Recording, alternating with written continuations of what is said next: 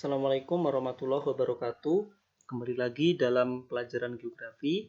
Kali ini kita akan membahas materi pada KD 3.3, yaitu pemanfaatan peta, penginderaan jauh, dan sistem informasi geografis.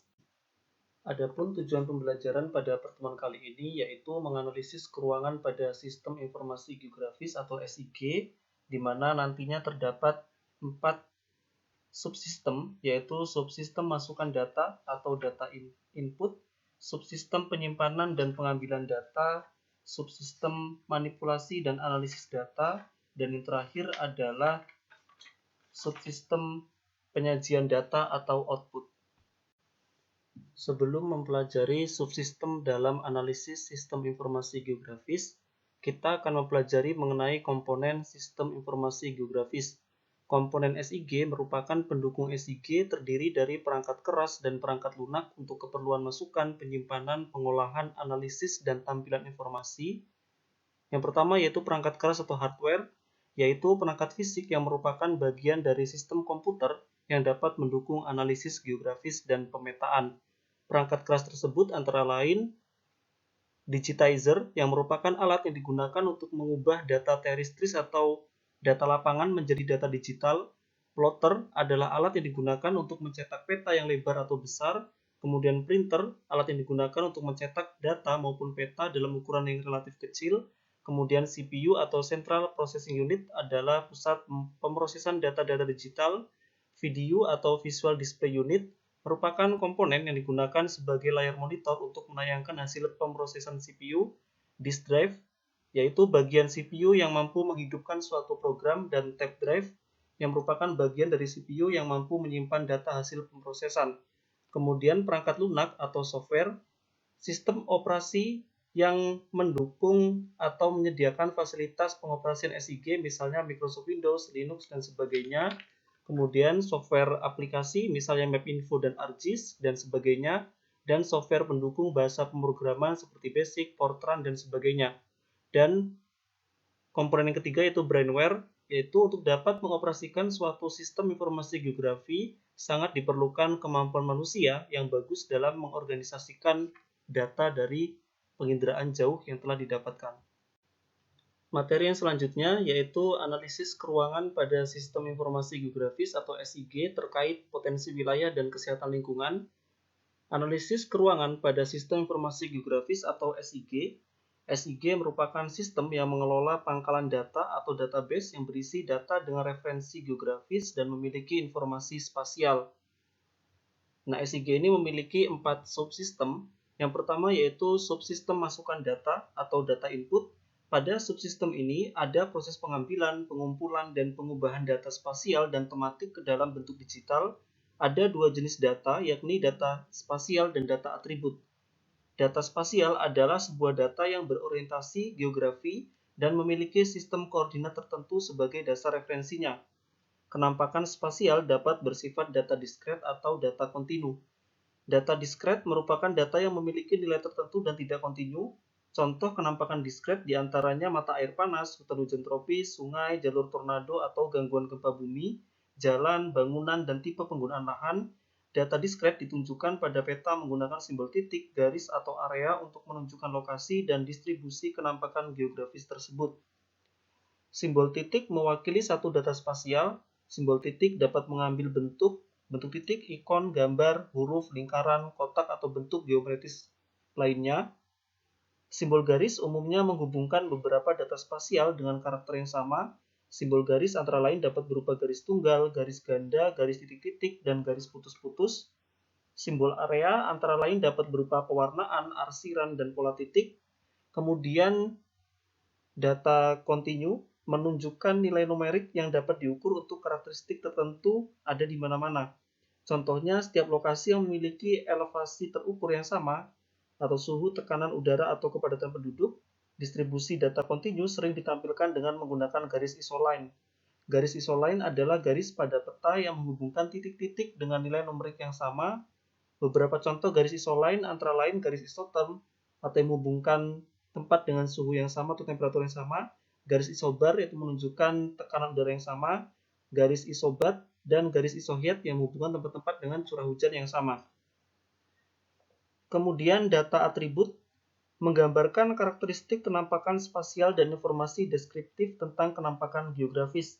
Salah satu metode untuk mendefinisikan data atribut adalah metode tipe data yang diperkenankan dalam paket sistem informasi geospasial.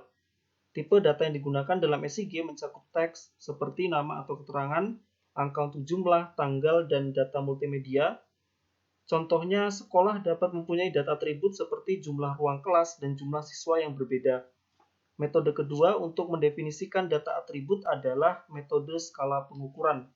Dengan skala pengukuran, data atribut dapat dikategorikan sebagai data nominal, data ordinal, data interval, dan data rasio. Yang dimaksud dengan data nominal yaitu membagi data menjadi kategori data yang berbeda, seperti jenis penggunaan lahan menjadi perumahan, perkantoran, atau perkebunan, atau jenis vegetasi seperti hutan, padang rumput, atau sabana. Data ordinal membedakan data dengan hubungan peringkat, misalnya pelabuhan diklasifikasikan sebagai pelabuhan internasional (hub) atau utama primer, pelabuhan internasional atau utama sekunder, pelabuhan nasional atau utama tersier, pelabuhan regional, dan pelabuhan lokal. Kemudian data interval membagi data menjadi interval tertentu. Data atribut yang dapat digunakan antara lain suhu dan curah hujan. Contohnya, dalam interval tiap 10 derajat Celcius, suhu 27 derajat Celcius berada pada kategori interval yang berbeda dengan suhu 5 derajat Celcius. Dan data rasio memberikan informasi perbandingan suatu nilai data terhadap nilai data lainnya. Contohnya, luas area B adalah 2 kali luas area A, atau area C memiliki kepadatan penduduk 4 kali lebih banyak dibandingkan area D. Ada 5 jenis sistem memasukkan data yang umum digunakan dalam SIG, yaitu keyboard entry, yaitu metode memasukkan data spasial secara manual ke dalam basis data di terminal komputer dengan menggunakan keyboard. Kemudian geometri koordinat, metode ini dilakukan dengan cara memasukkan koordinat data secara presisi dari objek yang telah disurvei. Kemudian digitalisasi manual, metode ini banyak digunakan untuk memasukkan data spasial dari format cetak seperti peta. Pemindaian dapat digunakan untuk mengonversi data dari format cetak seperti peta menjadi informasi digital, dan pemanfaatan file digital yang sudah ada. Data spasial dapat berasal dari perseorangan atau institusi. Nah, pada saat memasukkan data atribut, akan dikenal karakter string, yaitu terdiri dari urutan karakter. Karakter ini ada di antara tanda kutip pembuka dan tanda kutip penutup. Contohnya, tanda petik 2 subur tanda petik. Nah, karakter string juga dapat memuat data numerik. Subsistem selanjutnya yaitu subsistem penyimpanan dan pengambilan data. Subsistem ini mengelola data spasial dan data atribut sehingga dapat dengan cepat diambil oleh pengguna untuk melakukan analisis. Penyimpanan data spasial bukanlah suatu pekerjaan yang mudah. Masalahnya adalah sistem geografis dunia yang nyata atau real world terlalu kompleks. Oleh karena itu, perlu ada penyederhanaan realitas.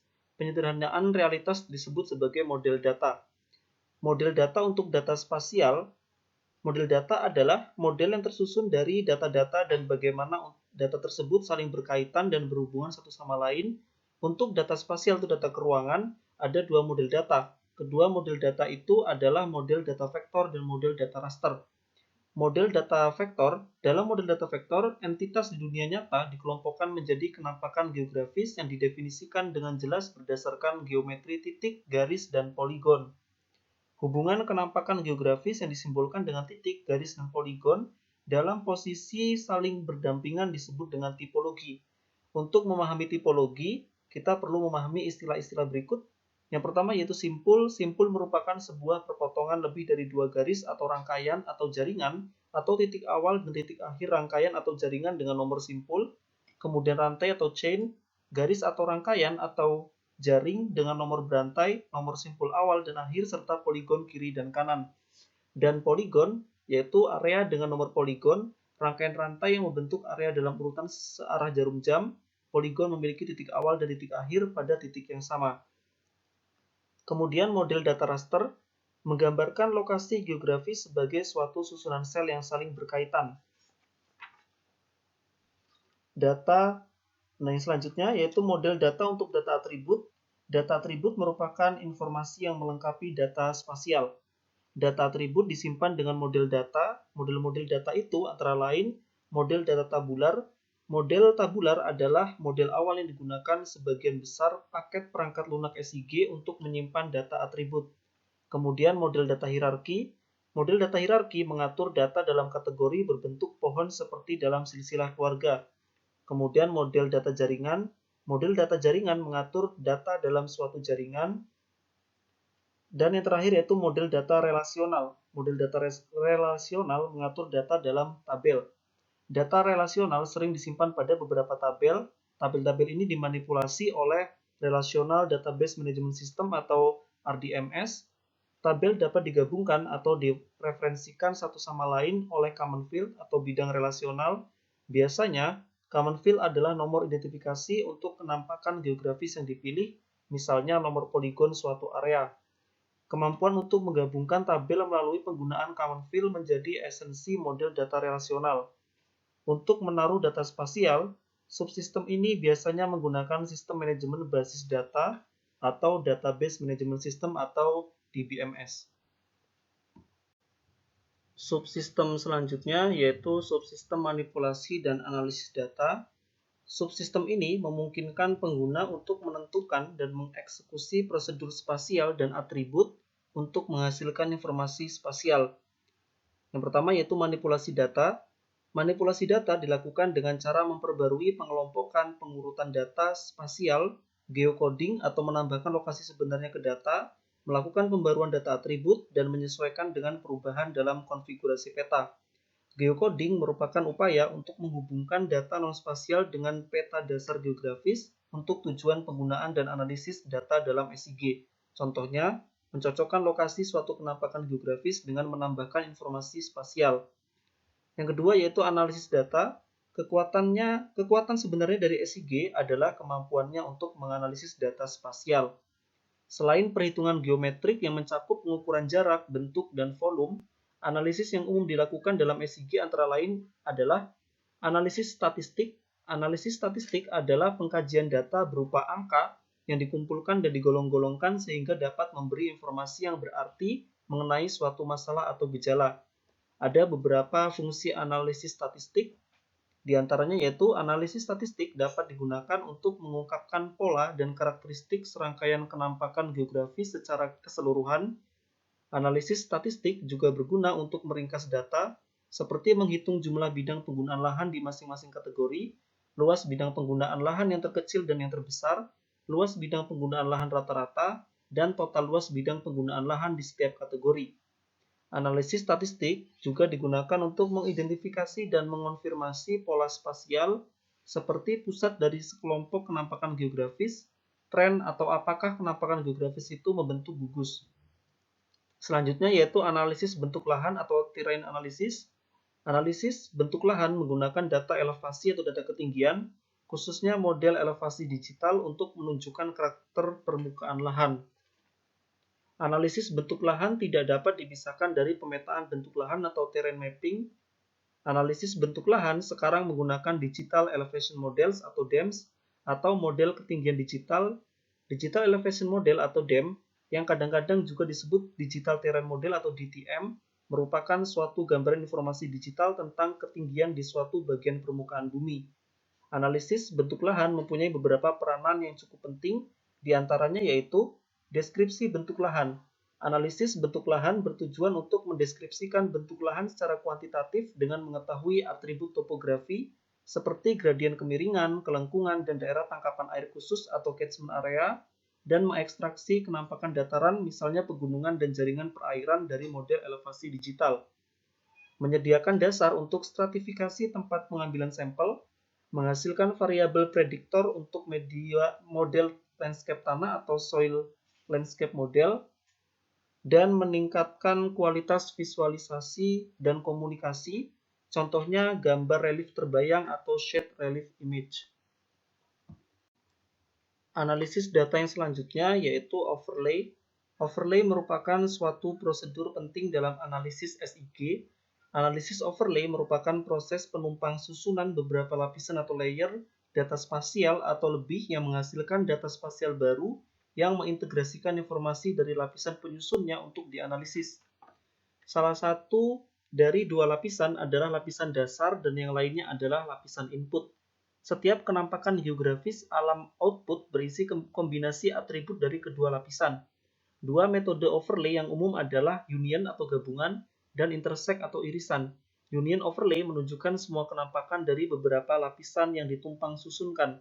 Sementara itu, intersect overlay hanya menunjukkan kenampakan-kenampakan yang berada di dalam irisan wilayah tumpang susun lapisan-lapisan itu. Misalnya, peneliti ingin mengidentifikasi semua wilayah yang rawan bencana longsor. Lapisan data yang dipakai adalah peta topografi sebagai peta dasar. Untuk input dapat digunakan data kemiringan lereng, data curah hujan, data tata guna lahan, dan data jumlah penduduk di suatu wilayah.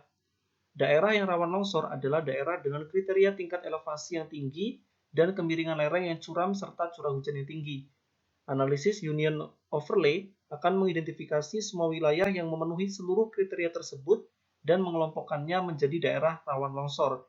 Sementara itu, untuk mengetahui daerah rawan bencana longsor, dapat ditambahkan input data tata guna lahan dan jumlah penduduk. Daerah rawan bencana longsor adalah daerah rawan longsor yang terjadi hanya di kawasan lindung atau kawasan budidaya. Dalam hal ini, intersection overlay digunakan untuk mengidentifikasi lokasi di mana kondisi atribut ditemukan secara bersamaan. Selain itu, intersection overlay dapat juga digunakan untuk membagi daerah rawan bencana tersebut berdasarkan tingkat risiko dengan memasukkan input jumlah penduduk. Yang selanjutnya yaitu buffering. Buffering merupakan prosedur dalam analisis spasial SIG untuk menciptakan suatu wilayah baru dengan jarak tertentu di sekitar kenampakan geografis yang dianalisis. Contohnya, ketika mencari lokasi rumah yang baru, suatu keluarga tentu saja perlu mempertimbangkan kedekatan lokasi rumah tersebut dengan fasilitas umum, seperti sekolah dan rumah sakit. Dalam pertimbangan ini, analisis buffering dapat digunakan. Analisis buffering diterapkan di berbagai bidang seperti perlindungan lingkungan, perencanaan kota, dan alokasi sumber daya. Buffering dapat dibentuk di sekitar titik, garis, dan poligon.